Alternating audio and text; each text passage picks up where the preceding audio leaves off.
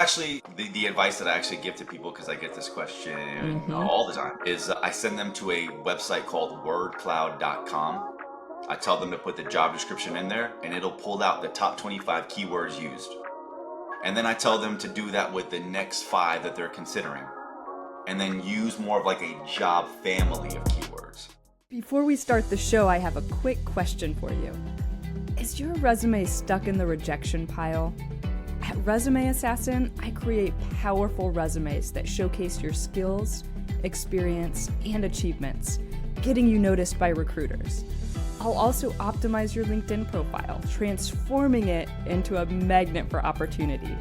Visit resumeassassin.com today and take charge of your job search. Visit resumeassassin.com.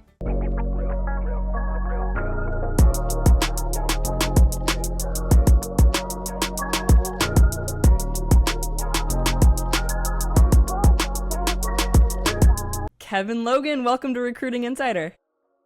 Thank you for having me, Mary. It's a pleasure. It's my pleasure. So Kevin is a seasoned recruiter. He truly has a global footprint. Definitely salty. Definitely salty. So he's currently a recruiter at Amazon Web Services, or AWS, and he's matching some top talent with just some amazing tech opportunities right now. You know, and his experience also spans a diverse range of industries, from early stage startups to some tech giants like Nike.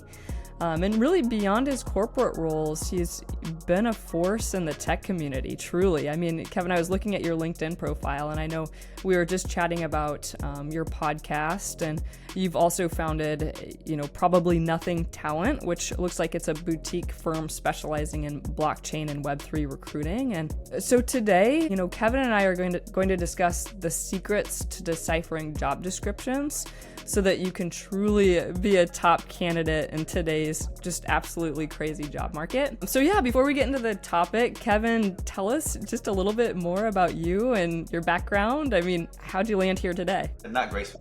It's loaded. That's very loaded. Well, I am the father of two amazing boys, the husband to one amazing lady. That is definitely how I landed here today. And then on top of that, so I'm a military brat. I grew up all over the world. Lucky to have seen tons of cultures, have a real diverse perspective on maybe humanity is a good way to put it. And so, after going to college my second time and finishing after the first time when I messed that up, it was kind of like, what the heck do I want to do with all this experience and understanding what I feel like I understand people really well. And I did sales for quite a while, and I've done tons of retail, customer service. And I was like, there's this interesting blend in the recruiting world where there's like sales, customer service, marketing, like all these kind of different things. And so I wonder if they can still hear me, because you have gotten stuck on my screen, Mary. And given I can't hear you, I'm guessing. Oh, there we go. There we go. We cut out a little bit. Now we're good to go. There we go. There we go. So yeah, trying to figure out what I want to do in life, and the place that I realized and landed could mix the humanity side, the sales, the marketing, the customer service was recruiting. And so I started with Amazon back in 2019 as a recruiting coordinator. I really wanted to just really understand the infrastructure of recruiting from the beginning to the end. I've always liked to dive into things like that. Got a real masterclass on that at Amazon, and that was during the pandemic. I got laid off from Amazon, and then from there really start to build my brand online. And so I used that platform, the Amazon platform, to really start creating online. And go figure, with an Amazon brand, people like you. So I was able to grow pretty quickly and scale that growth pretty quickly on LinkedIn, just helping with random things. And in between that time, I was also in the blockchain community, the Web3 community. And it was a pretty nascent industry, nascent area where I didn't see a lot of people recruiting. And so I took my talents to South Beach, literally, where I met my co-founder, Adam, and we started Probably Nothing Talent, which is our boutique firm, which specializes in blockchain recruiting. And then to get here, the job market became pretty bad about a year ago. Mm-hmm. And we had about 3.5 years of amazing business. The podcast was amazing. We used the podcast as a business development tool, and that was amazing. And It was just all great. And then life happens. So I am at AWS as a result of life happening. And, I figured I built my brand on the back of Amazon once before, so I can do it again. And so this time I got lucky and teamed up with AWS, which is honestly, it's a culture that fits me and my personality. And now I'm here with you, Mary. Yeah, that's awesome. Well, thank you for sharing that. I always find it so interesting to hear stories of recruiters because everybody has such a diverse background and a different story. And it's never like, I was a little kid, I was in kindergarten and I knew I wanted to be a recruiter. It's almost like something that, you kind of stumble into. You find this love for people and for, like you said, for sales and for helping people in the job search process. And then you kind of just stumble and almost trip into recruiting. So I think thank you for sharing your story. Yeah. No, yeah, no, definitely tripped into it. It was, I mean, I will say more than most people, it was a cognizant thought. I thought it through and I was like, you know what? I want to be a recruiter. Yeah. That's So awesome. sure, I didn't, I definitely did. I wasn't in the backyard, like, putting up shots to figure out how I could get that next person hired. But I definitely thought about it and I definitely chose it. It did not Yeah. necessarily just choose me. So. Yeah, well, and I'm excited to have you here because I know, I work with a lot of clients and I know a lot of job seekers that are, really passionate about the tech industry and they're either in tech trying to break into companies like Amazon or like AWS. And, especially in today's market where it's like, man, and you probably see this and witness it firsthand, but you see jobs posted and in day one, they have 500 or 1,000 applicants for one position, which is to me that's Crazy. crazy, absolutely crazy.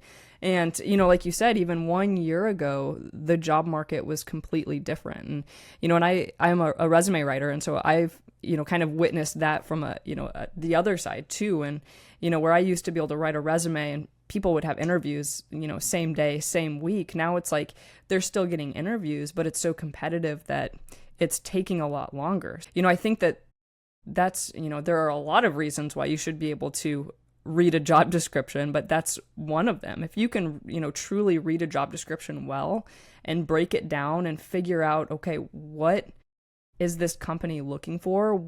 What, as a candidate, who do they want? And, how can I position myself as the top candidate for this specific position? It can be so powerful. So just kind of starting high level, I'd love to learn, from your point of view, what are the top 3 recommendations to help us truly interpret a job description? Ooh, 3. Well, I think the first thing is number one, honesty. You know, I think we're not. I think we're squarely in a world where there's a lot of content that gets put out there. There's just unfortunately not a lot of context that often comes with it.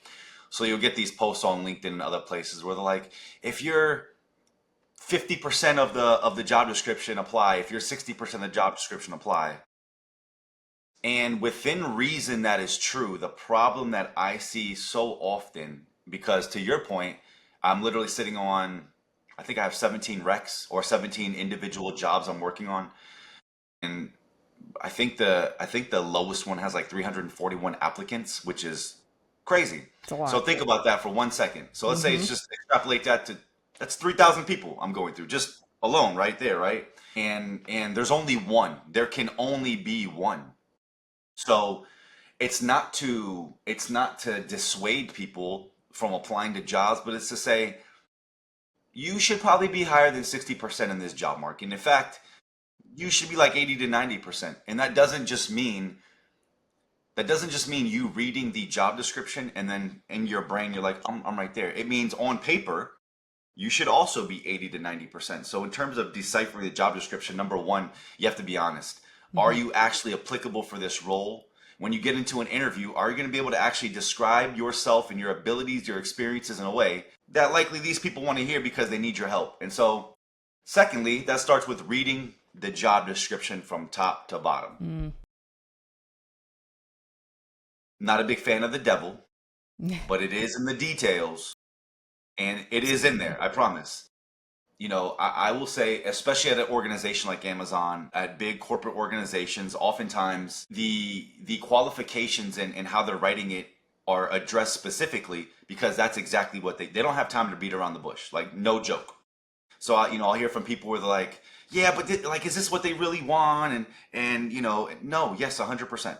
Because there's also SLAs or service level agreements where people have to meet the basic qualifications, or we literally cannot move forward. It would be like, I forget the law that it's against, but you have to meet those. So number one, read the job description from top to bottom and understand the overarching theme of what they're looking for. And then dive into those details and see, do you have Excel? Are you an Excel guru? Can you put Tableau visualizations and dashboards together? Do you have systems engineering experience? If it says that, then you probably got to have it, or you're going to get looked over, because people like me, who are human eyes, that definitely go through each and every person. So that ATS nonsense about like a machine, that's nonsense. Because even if it is a machine that does it, and there are times where you don't meet a qualification that a human being programmed into it, right? So there's knockout questions, which could be like, maybe you don't have 5 years experience. If you put no, then yes, a machine knocked you out. But that's because I told it to, right? So it's not a machine. There's no ghost in the machine. So I just want to address that ATS thing. But it's that you meet those things. To Mary's point, if I have 375 people, which is the rec I was looking at just before this call, well, and I have a specific list of instructions, then I'm going to be looking for a specific. If I have 370 people to go through, I'm looking for the one. So you got to be a lot more on point. I know I made that very verbose, but and I wonder where Mary sits on this, because I also write resumes. And I don't necessarily instruct people to change it for each and every job description, but I do it like this. It's like an order of operations. Let's keep it real. Oftentimes, jobs that we apply to aren't like your top. You're just like, hey, it would be awesome if I had an opportunity at this role. But then there's those organizations and those opportunities that you're like, oh my gosh, this is a dream. If this is a dream, then I would take the time to make sure that your resume aligns with your experiences, but it aligns like 100% with the job description, right? Like your top bullet points should address their top bullet points in terms of like their basic and preferred qualifications. And then if it's just like kind of one of those jobs and you're applying to 80 roles a day, which, hey, I get it, it's a numbers game right now, then maybe it doesn't make sense to change every single one. But again, consider the fact that people like me are looking for on-point people. So the less that you make it applicable to the role, the less likely somebody like me is to say, okay, I need to talk to this person. Okay, I made that very verbose. No, and I think it's interesting and maybe even somewhat controversial, might I say, that you said, if you only meet 60% of the qualifications, don't apply to the job. Because, I hear a lot of rhetoric on LinkedIn. There's a lot of talk, and, of course, there are a lot of people with a lot of different opinions. But, a lot of them are saying, if you meet 60% of the qualifications, apply to the job. I've seen people that meet 60% of the qualifications land the interview, even in this job market. So, I might push back a little bit on that even and say, look, if you meet 60% of the qualifications, apply to the position, but make sure that you are reading that job description. Like Kevin said, read it from top to bottom, because I think, from what I've seen is a lot of people don't take the time to truly read the position from top to bottom. And I'm saying, just to clarify, yeah, I wasn't saying don't apply. Yeah. I was saying get that 60% to 80 or 90% by 100%. Reading the job description and then make it applicable. Exactly. Yeah. But your experience has to land there, because once you get in the interview, if you're not that 80 or 90%, then it's probably not going to work out anyway. It'll be clear. Yeah. And you don't want to burn bridges in that first interview where, if you get an interview at Amazon and you get in there and they realize you actually only meet, 40 to 60% of the requirements instead of 60 to 90% of the requirements, then, that's an issue not only for that job, but, potentially even positions in the future. That's so right. I'm curious, if you, towards. Exactly. So I'm curious if you could break that down for us just a little bit more. And, when you're, maybe even from a recruiter's perspective, when you're writing a job description, I feel like, how can a job seeker really kind of read between the lines to figure out, okay, what is this recruiter actually looking for, and what can I do that, not only shows that I meet those requirements, but, maybe 302 of the other candidates also meet the requirements. How can I go above and beyond to show that, yes, I meet the requirements, but this is why you should call me in for an interview? Yeah, that's a great question. I'd say, and I'm speaking for big corporate. I mean, before this, I was a recruiter for small startup organizations. So actually, I'll parse that just real quick. I think, for smaller organizations, in terms of that 60%, because they don't have as many people applying, it is probably more likely, right? So the advice I give is applicable more to these big corporations where, again, there's 300 people that are applying. So yes, you do definitely need that 80 or 90%. But yes, in the startup world where, again, you have maybe 10 applicants most, you're sourcing or you're finding most of the people, then yes, you're definitely not looking for 80, 90% because you don't know until you kind of have those conversations with people. But in terms of big corporate organizations, the way to get to the top of the list and to make it as black and white as possible, there's no secret to it, to be quite honest.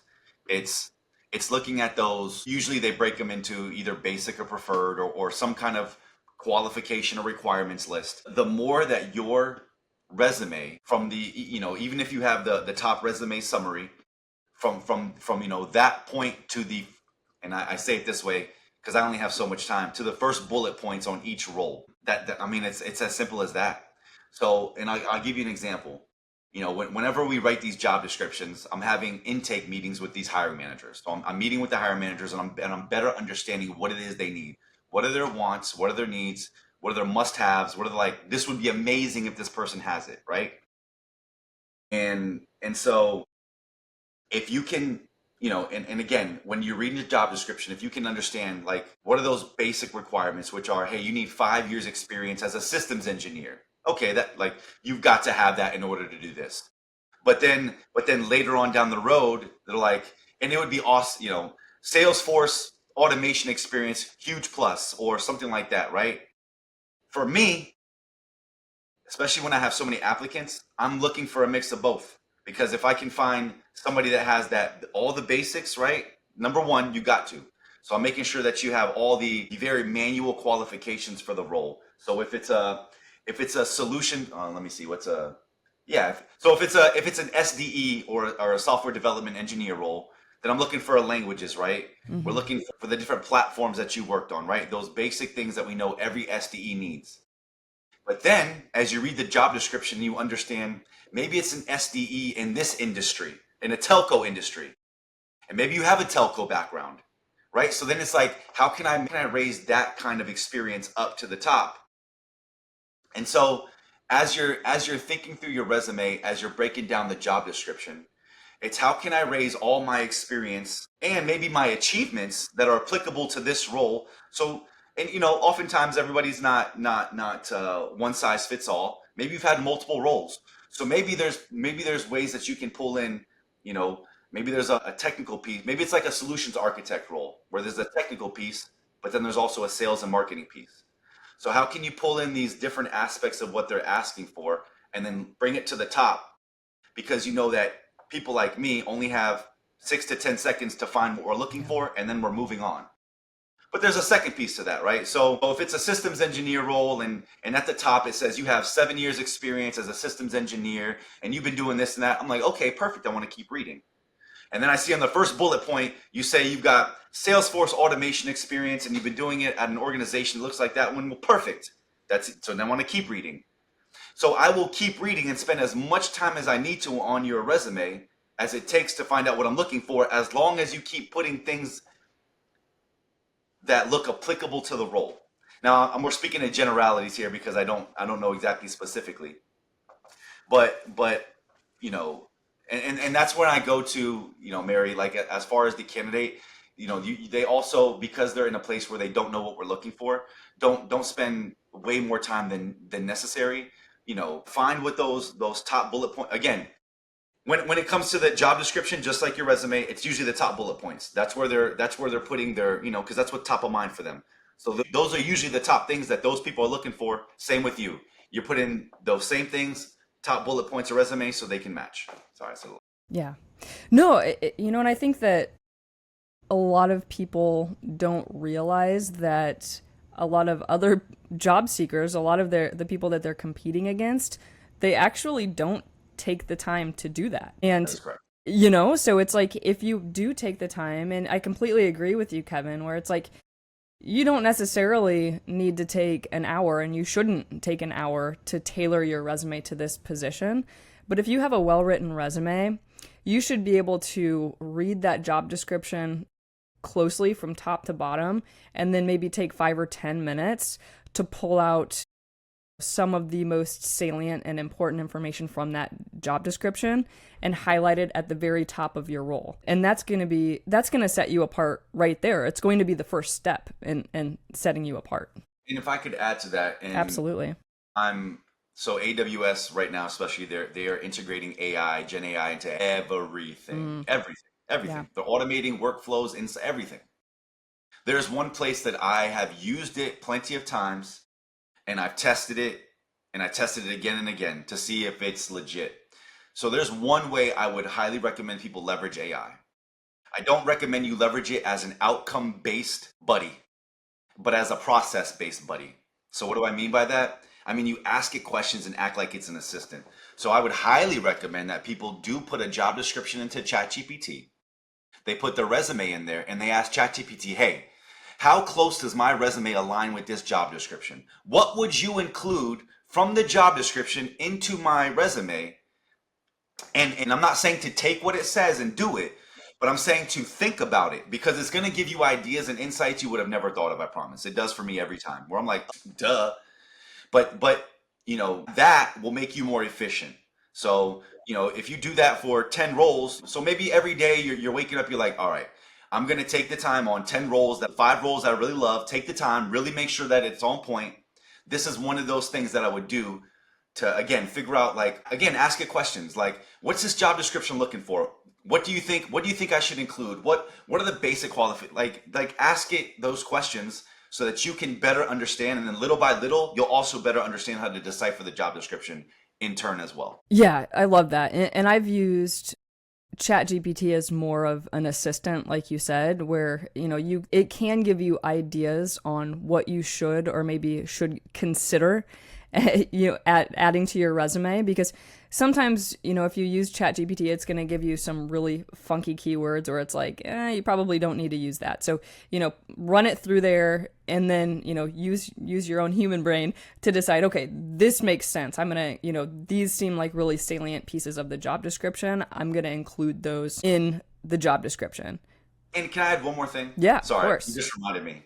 I also, for everybody at home, look, I know I'm a recruiter and I'm pretty badass, and like we know everything about everything. No, that's a total joke. We don't. So here's what happens most of the time, right? Recruiters don't know the. I love us people, us recruiters, but the reality is 90% of us have no idea the roles we're working on, right? So you just said something that's very important. Keywords. That's we're essentially a keyword reader. Like, I'll keep it 100 with you. I'm working on a AI technologist, Gen AI role, and I'm just dangerous enough to understand what this person kind of does. I don't really understand what they do. And when I get on calls with them, I'm like, I'm sorry, could you repeat that again and again and again and again? So keep that in mind too. People like me, recruiters, we're looking for keywords. If it's a systems engineer role for a telecommunications thing and this, then guess what? I'm looking for systems engineer. I'm looking for telecommunications, and then I'm looking for how you've used that. So don't think that now with that said, for me it does sometimes go to the hiring manager, who will better understand what it is you're saying. But the gatekeeper oftentimes is looking for keywords. So keywords are important when it comes to that piece of it. Sorry, I just want to say that. No, 100%. And that was something that I was thinking about too. And that's how I explain it to a lot of my clients too. When you're writing a resume, you're writing it for the gatekeeper, which is usually the ATS. That's part of it. And then it's the recruiter. You're not writing for necessarily for the hiring manager who knows the intricate details of your job. And maybe you even create a different version of your resume when you do get the interview so that you can speak more to those people. But yeah, I mean, when I'm writing a resume, honestly, I'm going right down to the required qualifications. Make sure that those are front and center. And then, I look at the preferred qualifications after that. And it's like, if you meet any of those preferred qualifications, make sure you're highlighting those right alongside the required ones, because that recruiter is going to be looking for those things. They're going to be looking, just like you said, Kevin, if they're looking for, an automation engineer, with whatever experience that they might have, you're looking for those specific keywords. You're not necessarily looking into the details of what that means. So you need to write it from the perspective of somebody that maybe doesn't know those intricate details of your job. And I think that keywords, I'd love to dig into that a little bit more, because I think that people get caught up in that. And, and a lot of people that I speak with that come to me for resume support, and I'm sure you as well, the biggest thing is like, they just want to know, okay, what keywords can I put in here that will get me the interview every single time? And as you and I both know, that, isn't the case. It doesn't work like that.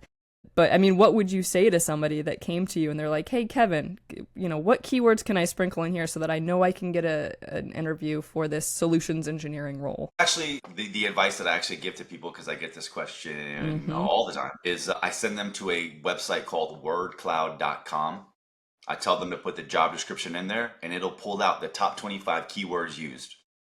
And then I tell them to do that with the next 5 that they're considering.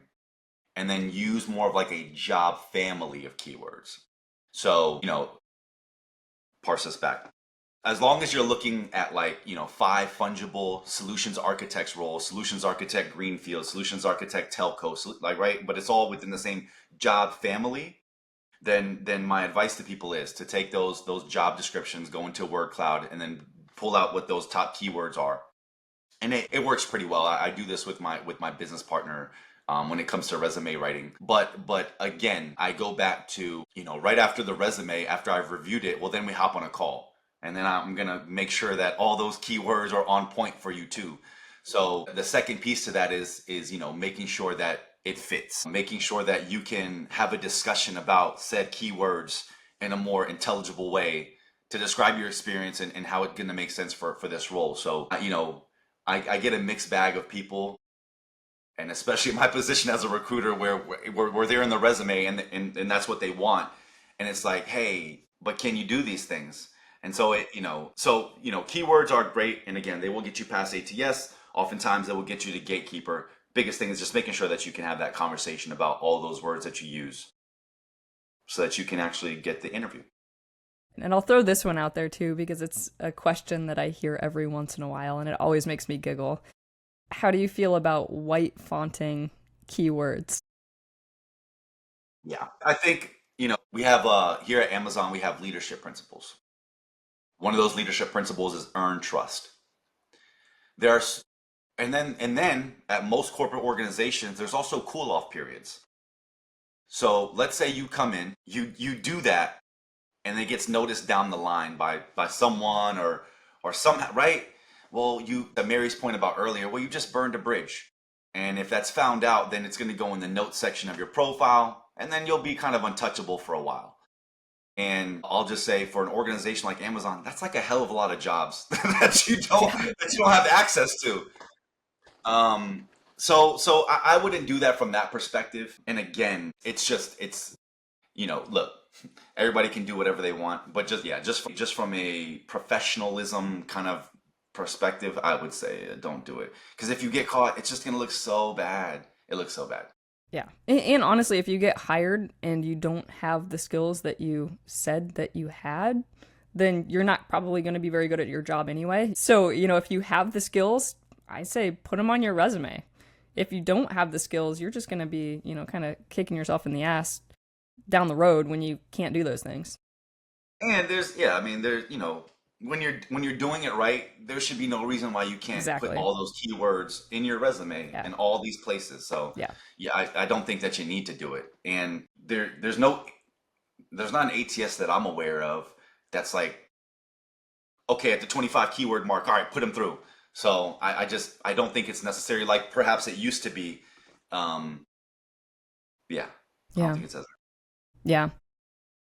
Yeah, and since, I'm also curious, since you've worked at Amazon and you work at AWS right now, and like I mentioned earlier, I mean, there are tons and tons of openings there, and there are tons and tons of people that are applying to positions and they want to get in with Amazon or they want to get in with AWS. And, tech is so competitive and saturated right now. So, from your perspective, I'm curious, can you think of like one or two or even a few standout resumes where a candidate really was able to interpret the job description well and then write a resume that matched that description in such a way that it really captured your attention? And if so, can you tell us a little bit more about that resume? question. The most recent one.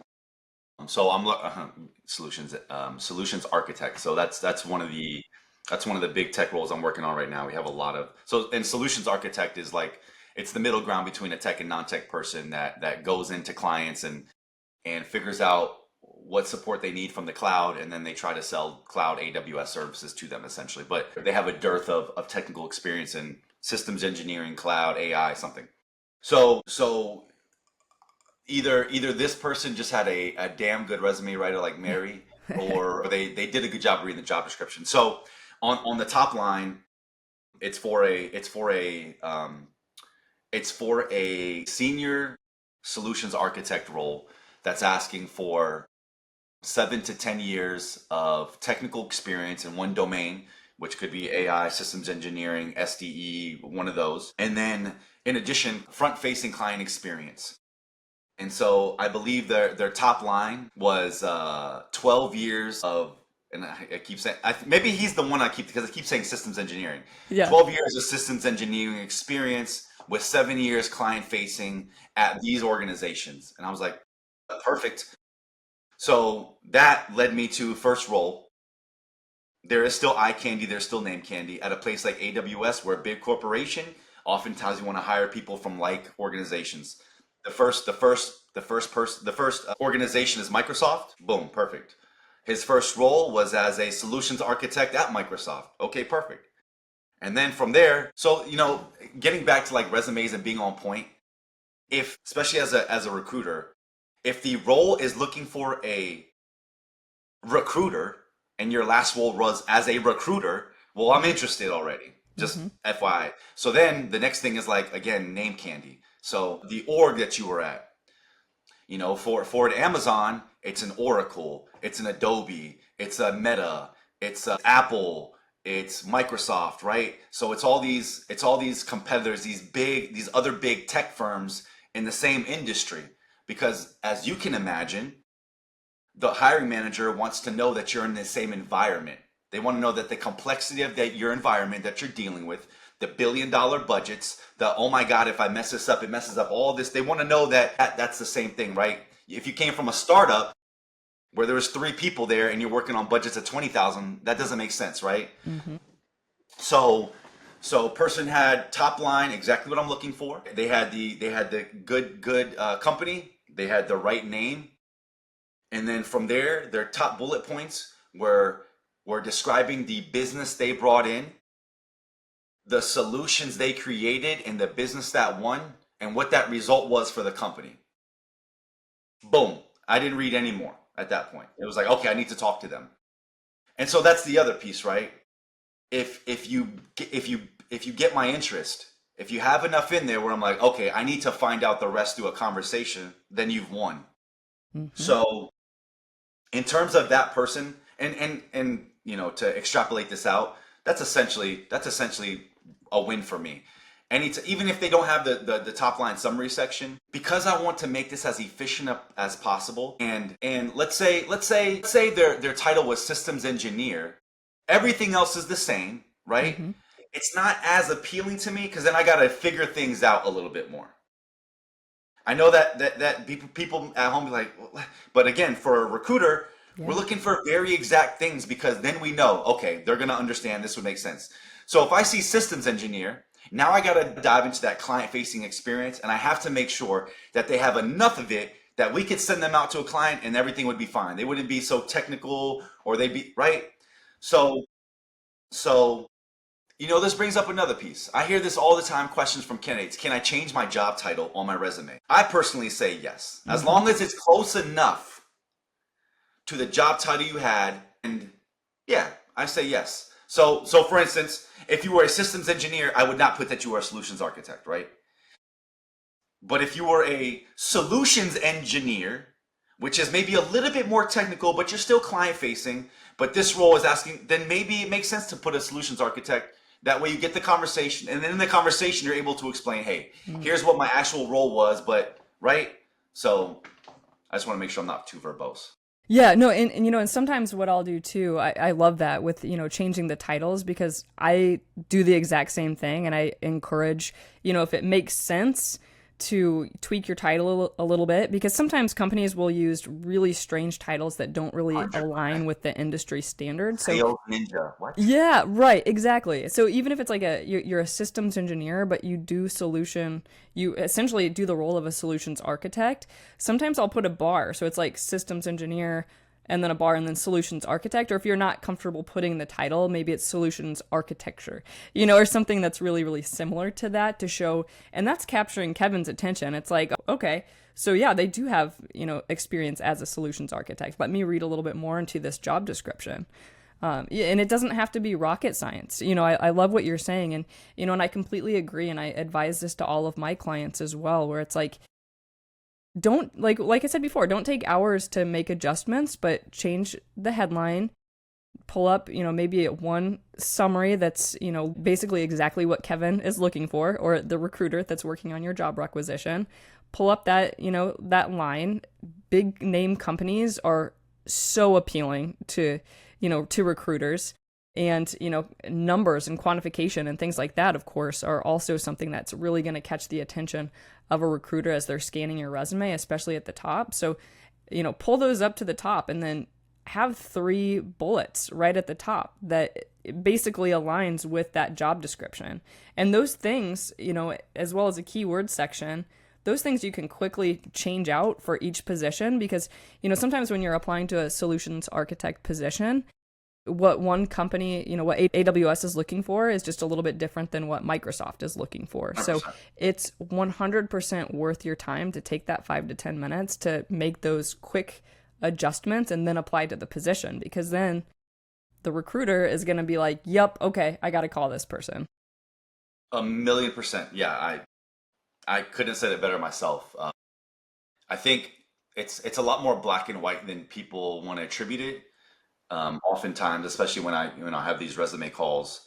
But as much as people can try their best to imagine that, again, it's a person trying to read your resume and apply it to an experience that they don't understand. So the more basic you can make it, the more you can make it easy for them to understand who you are and what you've done as it applies to the job description, the better. And to Mary's point, I like that. I like the bar and then putting, solutions architect. Absolutely. If there's ever a role where your title doesn't fit, but you've been doing that, I Hmm. absolutely would put that because to me that's interesting to me. And then to your point, I will read the next bullet point and then maybe the next bullet point. And then if that's enough of an interest for me, then I'm 100% going to want to reach out to you because again, oftentimes recruiters don't know. So it's in that call where we realize, okay, you are that person or you are not that person. Yeah.